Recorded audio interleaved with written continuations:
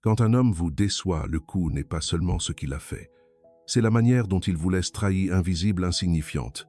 À cet instant, votre cœur s'enflamme. Votre esprit se remplit de questions et votre première réaction est de vouloir exploser, de réclamer, d'exiger des explications. Mais écoutez attentivement, cette réaction est exactement ce qu'il attend, ce qui confirme inconsciemment pour lui qu'il a toujours le contrôle sur vous. Ce qu'il n'attend jamais, c'est autre chose. Une réponse qui le désarme, qui le confronte, qui le force à vous voir différemment de toutes les autres. Non pas par le cri, mais par le calme. Non pas par la blessure, mais par la force. Parce qu'une femme de haute valeur ne sombre pas dans la déception, elle la transforme en un miroir pour montrer qui elle est vraiment. Et voici le plus important, la manière dont vous réagissez à ce moment-là définit pour toujours la place que vous occuperez dans son esprit. Vous pouvez réagir comme n'importe qui, ou vous pouvez répondre comme une femme qui s'honore avant tout, qui convertit la blessure en pouvoir et qui devient impossible à oublier. Je vais vous dire immédiatement ce que fait une femme de haute valeur lorsqu'un homme la déçoit et pourquoi cette réaction change tout dans la relation, dans le respect qu'il vous porte et surtout dans votre vie. Et si vous ne me connaissez pas encore, je suis Gabriel, votre psychologue et philosophe, et sur notre chaîne, nous partageons de manière pratique et applicable la psychologie puissante de notre cher Carl Jung. Avant de plonger dans les aspects mystérieux de la psychologie de Jung, je vous invite à vous abonner à la chaîne si ce n'est pas encore fait. Chaque vidéo ici n'est pas seulement une information, mais un véritable voyage à la découverte de soi pour apprendre à reconnaître son ombre intérieure et développer une compréhension profonde de vous-même. Si vous souhaitez m'accompagner dans ce voyage, appuyez sur le bouton d'abonnement dès maintenant. Et si vous trouvez ce sujet utile, commentez 1. Si vous ne vous sentez pas encore connecté, appuyez simplement sur 0. Chaque retour est une motivation pour que la chaîne continue d'offrir des contenus profonds, vous aidant à mieux vous comprendre. Commençons. Le premier impact, ce qu'une femme ordinaire fait, et ce qu'une femme de haute valeur ne ferait jamais. Quand un homme déçoit, la première réaction est souvent automatique. Elle ne passe pas par le filtre du calme, ni de la réflexion, et encore moins de l'amour-propre. C'est une réaction qui naît de la blessure de l'ombre que Carl Jung décrivait comme cette partie de vous qui garde tout ce que vous ne voulez pas voir, mais qui fait surface dans les moments de plus grande douleur. Une femme ordinaire à cet instant a tendance à faire la même chose encore, et encore exploser en reproches, exiger des explications immédiates, pleurer devant lui, ou rester silencieuse, pleine de ressentiment. N'importe laquelle de ces options a un dénominateur commun, elles donnent à l'homme le pouvoir de savoir que sa conduite a réussi à vous déstabiliser. Et même si vous croyez qu'avec la plainte vous lui donnez une leçon, en réalité ce que son inconscient enregistre est autre chose, elle a perdu le contrôle. Elle dépend de moi émotionnellement. J'ai toujours la main. C'est la première différence entre une femme ordinaire et une femme de haute valeur. L'ordinaire réagit par la douleur, celle de haute valeur par la dignité. Imaginez cette scène, un homme promet d'être à vos côtés à un moment important, mais il n'apparaît pas. Une femme ordinaire le confronte avec colère, l'appelle sans cesse, le bombarde de messages demandant « Pourquoi m'as-tu fait ça » ou « Que suis-je pour toi ?» Chaque mot, bien que né d'une déception légitime, envoie un message inconscient. « Ma stabilité dépend de ce que tu fais ou ne fais pas. » Maintenant, une femme de haute valeur agit différemment. Elle ressent la douleur, oui, elle reconnaît la blessure, oui, mais elle ne réagit pas immédiatement. Elle respire, se donne de l'espace et choisit soigneusement ses mots et ses actions. Au lieu d'exiger ou de supplier, elle laisse le silence et sa sérénité faire le travail. Et quand elle parle, elle ne le fait pas pour se plaindre, elle le fait pour établir clairement son standard. Ce que tu as fait n'est pas quelque chose que je peux ignorer. Pour moi, la cohérence est importante, et s'il n'y en a pas, je peux aussi prendre mes distances. Vous notez la différence. La première réaction le place sur le trône de la relation parce qu'elle déborde émotionnellement à ses pieds. La seconde le confronte sans cri. Elle l'oblige à voir qu'il n'a pas affaire à une option, mais à quelqu'un qui s'honore elle-même. Carl Jung enseignait que l'ombre se révèle dans les moments de crise, et c'est précisément là que votre valeur est mesurée dans la façon dont vous choisissez de réagir lorsque vous êtes blessé. Parce que n'importe qui peut aimer quand tout va bien. Mais seule une femme de haute valeur sait se maintenir lorsqu'elle est déçue. Là, aucun masque ne tient. Soit vous réagissez par la blessure, soit vous répondez par la dignité. Permettez-moi de vous raconter un exemple réaliste qui illustre ce point. Une femme a découvert que son partenaire lui avait caché quelque chose d'important. Sa première réaction a été de lui envoyer des messages de colère, de chercher des réponses immédiates et de se laisser emporter par la douleur. Lui, au lieu de réfléchir, s'est encore plus refermé, La dynamique est devenue une discussion interminable où elle s'est retrouvée épuisée et lui convaincue d'avoir le contrôle de la situation. Quelques mois plus tard, dans une autre relation, cette même femme avait appris. Face à une nouvelle déception, elle a choisi différemment. Elle est restée silencieuse au début, non pas comme une punition, mais comme un espace pour elle-même. Quand elle a parlé, elle n'a ni supplié, ni discuté. Elle a clairement indiqué avec calme que la déception avait un poids et que si cela se répétait, elle ne resterait pas là. L'impact a été immédiat. Il l'a écouté sérieusement parce qu'il n'a pas vu quelqu'un supplier, il a vu quelqu'un qui se respectait. C'est le premier impact qui fait la différence, ce que fait une femme ordinaire et ce que ne ferait jamais une femme de haute valeur. La femme ordinaire explose, poursuit, réclame à partir de la blessure. La femme de haute valeur se recueille, s'observe, répond avec fermeté. Il ne s'agit pas de réprimer ce que vous ressentez. Il s'agit de lui donner un débouché qui élève votre valeur au lieu de la diminuer. Parce que dans l'inconscient masculin, et c'est la clé, la réaction excessive est interprétée comme de la dépendance, tandis que le calme ferme est interprété comme du pouvoir. La prochaine fois que vous ferez face à une déception, rappelez-vous ceci: la première minute, la première réaction définit le terrain. Si vous réagissez comme n'importe qui, il vous verra comme n'importe qui. Si vous répondez comme une femme de haute valeur, il n'aura d'autre choix que de vous reconnaître comme une récompense. C'est le premier changement, et ce n'est que le début de la construction de la différence entre être oublié et être inoubliable. La réponse qui désarme tout homme calme, ferme, et mots qui marquent des limites sans cri. Il existe une arme bien plus puissante qu'un cri, qu'une plainte interminable, ou qu'une discussion pleine de larmes, et cette arme est le calme. Mais pas n'importe quel calme, mais ce calme ferme qui naît de la sécurité intérieure, de la certitude que votre dignité n'est pas en jeu, même si l'autre a échoué. Carl Jung disait que l'inconscient répond plus aux symboles qu'aux mots. Et il n'y a pas de symbole plus percutant pour l'esprit masculin qu'une femme qui, même au milieu de la déception, maintient son centre. Pourquoi? Parce que la majorité s'attend à la réaction ordinaire, la colère explosive, les réclamations qui ne finissent pas, la demande d'explication. Quand au lieu de cela, il rencontre la sérénité et des limites claires, il est désarmé. C'est comme si son inconscient recevait un message qu'il ne sait pas traiter. Elle ne supplie pas, elle ne mendie pas, elle décide. Laissez-moi vous raconter l'histoire de Sarey, une femme qui illustre parfaitement ce point. Sarey était dans une relation depuis des années où les manquements étaient devenus une habitude. Il promettait, oubliait, elle réclamait, il se justifiait. La dynamique était toujours la même, elle criait, il se défendait, et au final, tout restait pareil. Elle allait se coucher avec des larmes et du ressentiment, et lui avec l'idée qu'il pouvait continuer ainsi. Mais un jour, quelque chose a changé chez Sarey. Elle avait commencé un processus personnel d'introspection et a compris que plus elle s'emportait, plus elle lui donnait du pouvoir. Elle a décidé d'essayer quelque chose de différent lorsqu'elle l'a de nouveau fait face à une déception, une promesse encore une fois non tenue. Au lieu de crier, elle est restée silencieuse quelques secondes. Elle l'a regardé dans les yeux et d'une voix calme, presque sereine, a dit « Je me rends compte que ce que tu as dit et ce que tu as fait ne correspondent pas. Pour moi, la cohérence est importante. Et si je ne peux pas me fier à ta parole, je ne construirai rien avec toi. » C'était tout. Sans cri, sans drame, sans larmes. Une phrase courte, directe et pleine de vérité. L'effet fut immédiat. Il fut déconcerté sans défense. Il ne pouvait pas contre-attaquer parce qu'elle n'avait pas crié. Il ne pouvait pas se victimiser parce qu'elle ne l'avait pas attaqué. Il ne pouvait pas se justifier parce qu'elle n'avait pas laissé de place aux excuses. Sarey avait utilisé le calme comme une épée, et à cet instant il l'aperçut différemment, non plus comme la femme qu'il pouvait manipuler avec des mots vides, mais comme quelqu'un qui se respectait suffisamment pour ne pas s'épuiser dans des discussions inutiles. Voici la puissance du calme. Alors que crier est une réaction, garder le contrôle est une déclaration.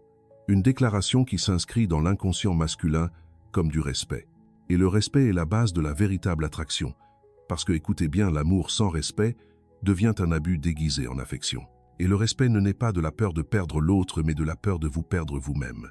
Quand il voit que vous ne négociez pas votre dignité, même si vous êtes déçu, son esprit comprend quelque chose de profond.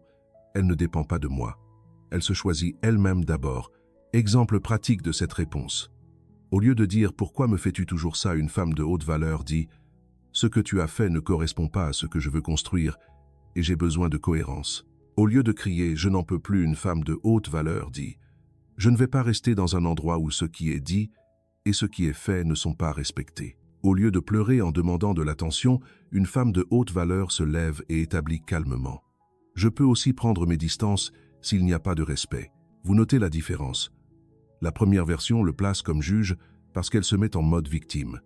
La seconde le confronte comme un adulte parce qu'elle se place en mode souveraine. Carl Jung disait que la vraie force réside dans l'intégration de l'opposé, la douleur, et le calme, la blessure et la dignité. C'est le secret. Il ne s'agit pas de faire semblant que ça n'a pas fait mal. Il s'agit de répondre de telle manière que votre douleur ne devienne pas votre faiblesse mais votre force. La limite que vous marquez avec calme est 1000 fois plus puissante que n'importe quel cri désespéré. Et attention, voici le détail crucial. Le calme ferme ne signifie pas la passivité. Il ne s'agit pas de se taire éternellement ni d'accepter ce qui vous blesse. C'est parler peu, mais parler avec impact. C'est dire juste ce qu'il faut, ce qui est nécessaire, ce qui indique clairement que votre valeur n'est pas négociable. Quand Sarah a raconté son histoire, beaucoup de femmes lui ont demandé « Et n'as-tu pas eu peur qu'il parte après avoir parlé ainsi ?» Sa réponse fut aussi simple que transformatrice « J'avais plus peur de me perdre moi-même que de le perdre lui. » Et là réside la différence entre une femme ordinaire et une de haute valeur. L'ordinaire se bat pour retenir même si cela lui coûte sa paix. Celle de haute valeur protège sa paix même si cela implique de perdre quelqu'un qui ne sait pas l'apprécier. Le jour où vous parvenez à parler avec ce calme ferme, votre énergie change. Votre regard transmet la sécurité, votre voix transmet la conviction et votre présence projette le respect. Il peut ne pas le comprendre consciemment, mais son inconscient le capte immédiatement. Cette femme n'est pas une option, c'est une récompense. C'est pourquoi ce deuxième point est si puissant. Lorsque vous apprenez à répondre sans crier avec des mots clairs et des limites fermes, vous désarmez toute défense et marquez votre valeur comme jamais auparavant. Le mouvement inattendu, quand faire un pas en arrière l'oblige, à faire 2 pas en avant. Il y a quelque chose qui secoue plus l'esprit d'un homme que toute plainte, tout cri ou toute explication interminable, la distance inattendue.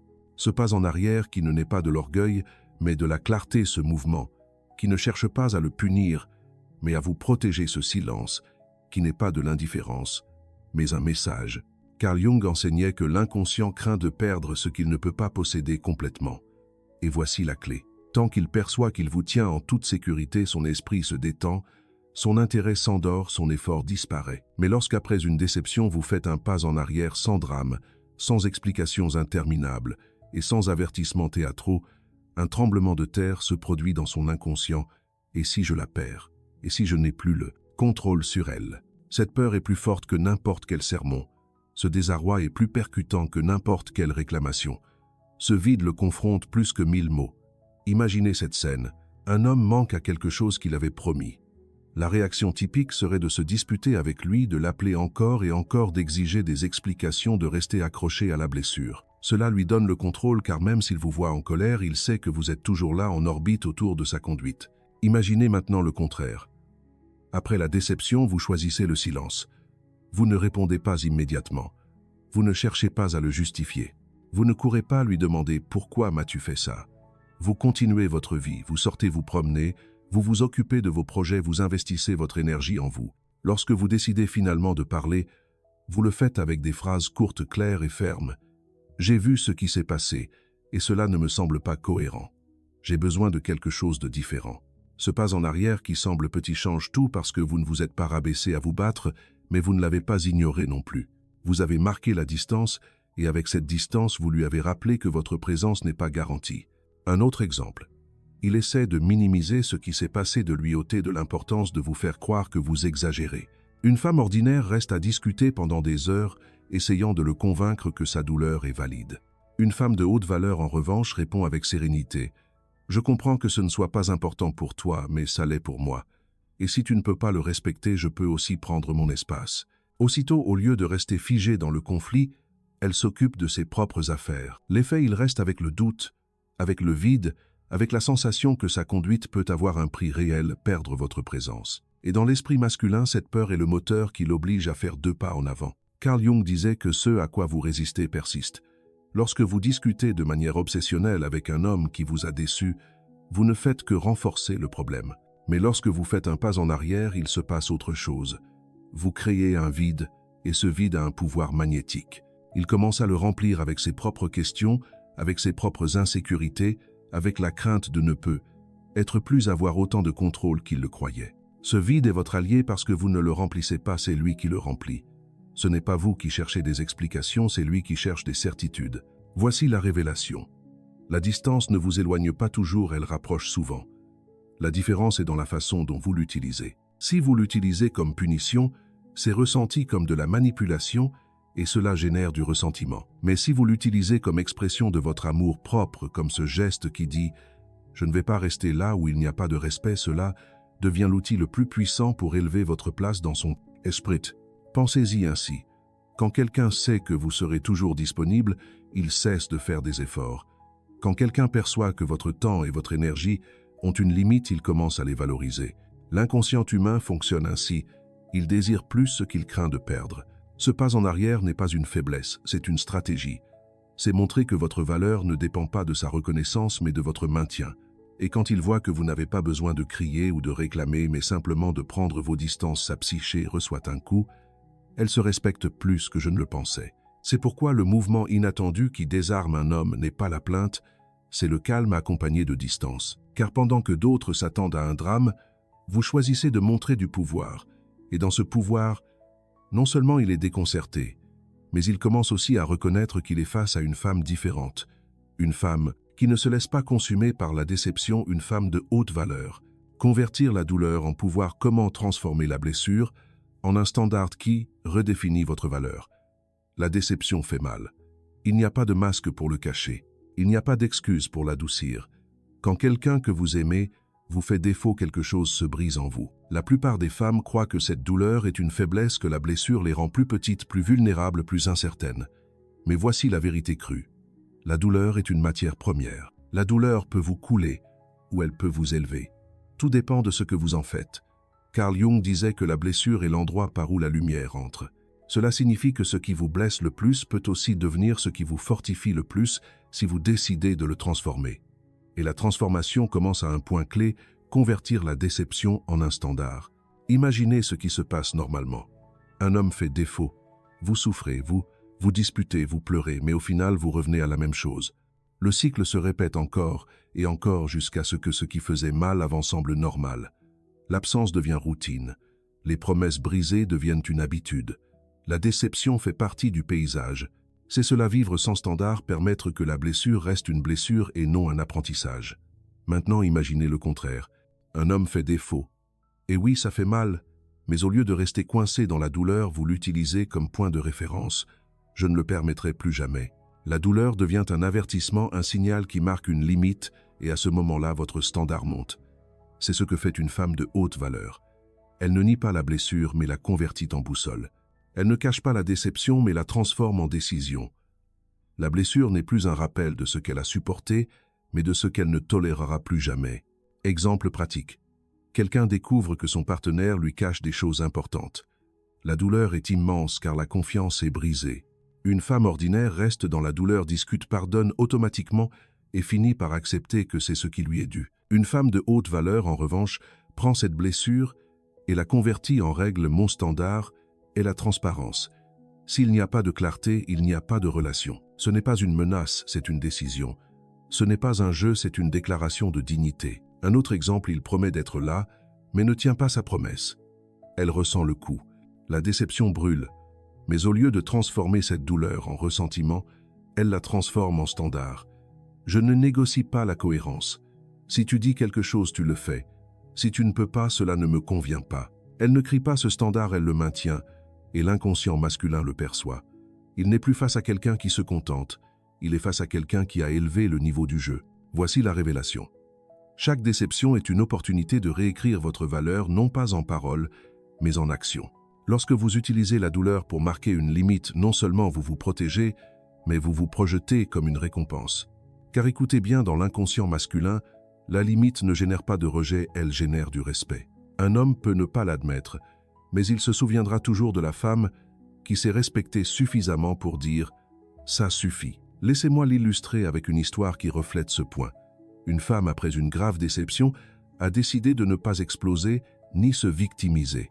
Elle a pris le temps de réfléchir, à pleurer ce qu'elle devait pleurer, et ensuite avec calme a dit « ce qui s'est passé m'a fait mal, et c'est pourquoi je ne suis plus disposée à continuer comme avant. Si cela ne change pas, je ne reste pas. » Ce n'était pas un cri, ce n'était pas un drame. Ce n'était pas une supplique, c'était un standard.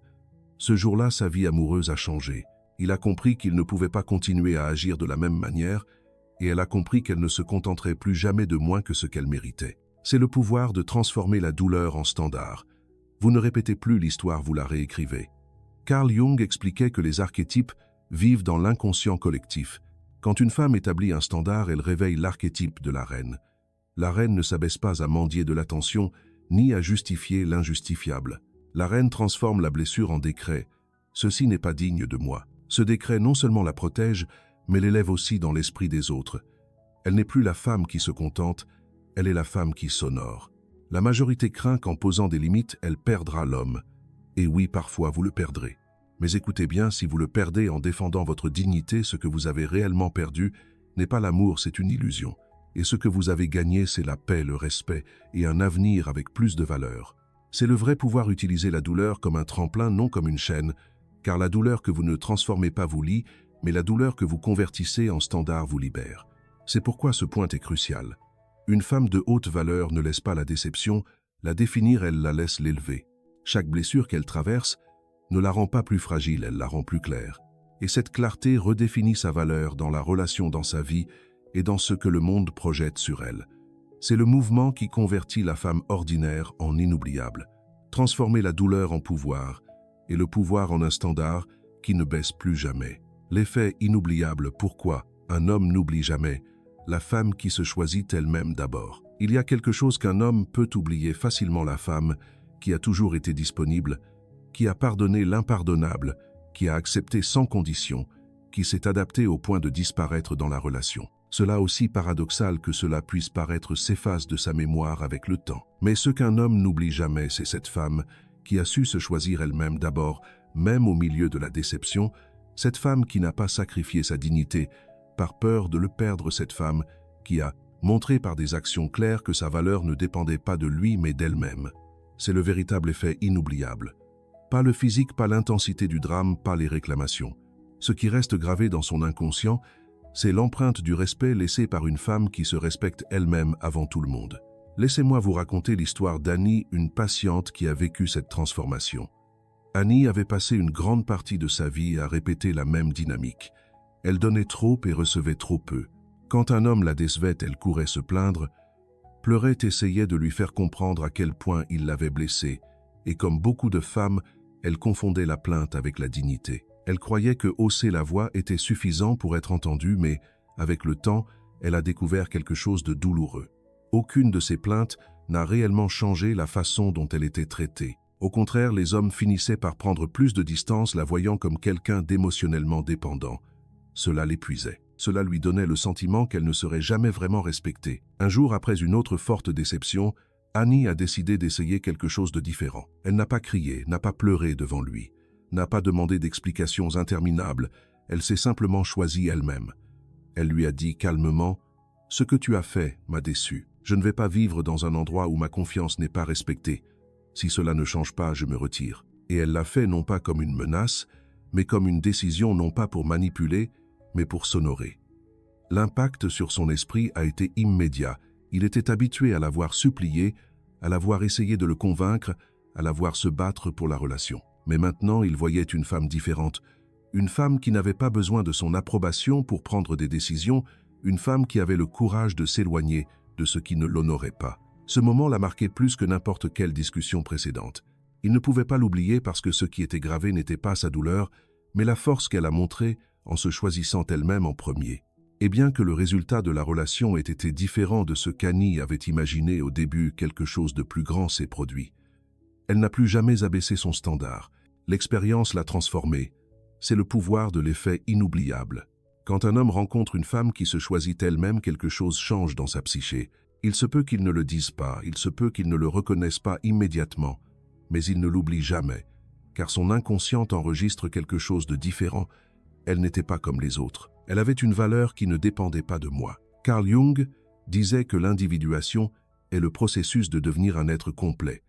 Lorsqu'une femme se choisit elle-même, d'abord, elle incarne ce principe. Elle n'est plus une moitié cherchant à se compléter. Elle n'est plus l'ombre de quelqu'un d'autre. Elle n'est plus la victime de la peur de l'abandon. C'est un être complet qui décide à partir de l'abondance, et cela dans toute relation est inoubliable. Exemple pratique de ce à quoi ressemble cet effet. Après une déception, une femme de haute valeur ne reste pas piégée dans le pourquoi Maté il fait ça. Elle se demande « Qu'est-ce que cela m'apprend sur ce que je ne veux plus jamais permettre ?» Elle n'attend pas qu'il change pour être en paix. Elle décide de changer, d'élever son standard et de clarifier que sa paix n'est pas négociable. Elle ne cède pas son pouvoir au milieu de la discussion. Elle prend ses distances, se recentre et répond avec fermeté.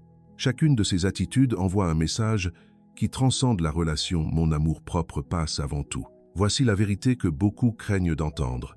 Lorsque vous vous choisissez vous-même en premier, certains hommes partiront, mais ceux qui restent vous verront différemment, avec respect, avec admiration, avec la crainte de vous perdre s'ils ne sont pas à votre hauteur. C'est l'effet qu'aucune beauté physique ne peut générer, car il ne s'agit pas de l'apparence, il s'agit de la présence. Et le plus puissant, c'est que cet effet n'impacte pas seulement lui, il impacte votre vie entière. Parce qu'une fois que vous goûtez à ce que signifie se choisir en premier, vous ne pourrez plus jamais tolérer ce que vous acceptiez auparavant. Cette transformation est irréversible et c'est celle qui marque la différence entre être oublié et être inoubliable. C'est pourquoi ce dernier point est l'aboutissement de tout ce qui précède. La femme de haute valeur n'est pas celle qui ne ressent jamais de douleur. C'est celle qui utilise la déception comme scène pour réaffirmer sa valeur. Il ne s'agit pas d'être froide, il s'agit d'être consciente. Il ne s'agit pas de simuler la force. Il s'agit de vous choisir vraiment. Conclusion. Une déception peut faire mal, peut briser des illusions, peut vous laisser avec des questions. Mais ce qui définit vraiment votre histoire n'est pas ce qu'il a fait, c'est ce que vous décidez d'en faire. La plupart des femmes réagissent à partir de la blessure et, sans s'en rendre compte, donnent plus de pouvoir qu'elles n'en reçoivent. Mais une femme de haute valeur convertit la déception en un miroir, en une épreuve, en une opportunité de réaffirmer sa dignité. C'est la différence entre être oublié et être inoubliable. Entre être une option passagère ou devenir une récompense. Le cri s'oublie, le drame s'épuise, mais la fermeté tranquille, les limites claires et la décision de se choisir en premier, cela laisse une empreinte impossible à effacer. Carl Jung disait que le vrai respect naît lorsque vous osez maintenir votre valeur sans dépendre de l'autre. Et c'est exactement ce que vous obtenez lorsque vous réagissez comme une femme de haute valeur. Vous cessez de vivre en fonction de ce qu'on vous fait et vous commencez à vivre en fonction de qui vous êtes. C'est pourquoi je veux que vous le déclariez tout de suite dans les commentaires pour sceller cet apprentissage dans votre inconscient. Je me choisis en premier et ma valeur n'est pas négociable. C'est la phrase qui fait la différence. C'est votre rappel que la déception n'est pas votre fin, c'est votre point de transformation. Parce qu'une femme de haute valeur ne s'effondre jamais à cause de ce qu'un autre fait. Elle se relève plus forte, plus claire et plus consciente de qui elle est. Merci d'être resté avec nous jusqu'à la fin de cette vidéo. Qu'avez-vous ressenti après la leçon d'aujourd'hui? Qu'est-ce qui vous a enthousiasmé et marqué? N'oubliez pas de partager vos impressions dans les commentaires pour nous dire ce que vous en pensez. Et si cette vidéo vous a ouvert une nouvelle perspective sur vous-même ou sur la psychologie humaine, n'hésitez pas à liker et à vous abonner à la chaîne pour ne pas manquer les prochaines découvertes. Chaque soutien, chaque retour est une motivation pour que la chaîne continue d'offrir des contenus profonds, vous aidant pas à mieux vous comprendre dans l'esprit de Carl Jung. Bonjour et à bientôt dans la prochaine vidéo.